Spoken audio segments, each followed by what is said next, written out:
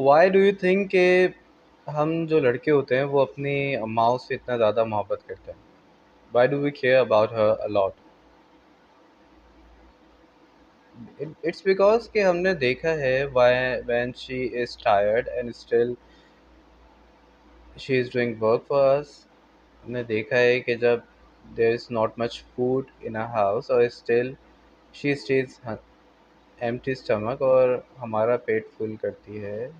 हमने देखा है कि व्हेन शी इज़ हर्टिंग, उसको पैरों में दर्द हो रहा है, सर में दर्द हो रहा है, still she takes care of us. She is waiting for us to come back home, not only to talk but in that फ़िक्र के यार बच्चा ठीक है, सही सलामत है। वो फ़िक्र होती है, वो जो फ़िक्र है, वो जो एक मोहब्बत है, वो हमने देखी है। फॉर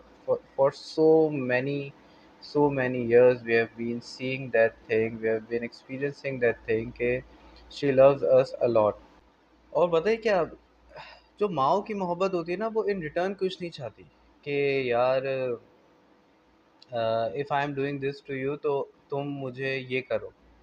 अगर मैं तुम्हारे लिए खाना बना रही हूँ तो तुम मेरे लिए मेरे जो है ना पैर दबाओ या तुम बर्तन धो दो, या ये वो इन रिटर्न कुछ नहीं होता ना माँ की मोहब्बत में।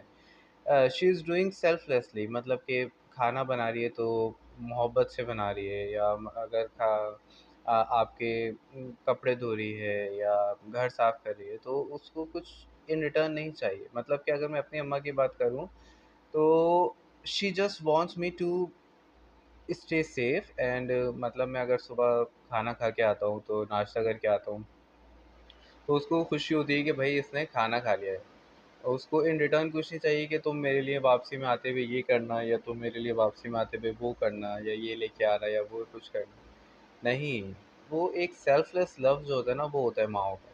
तो इन रिटर्न फिर बच्चे भी या हम जो लड़के हैं उनको फिर उसी उसी दर्जे पे उनको फिर रखते हैं।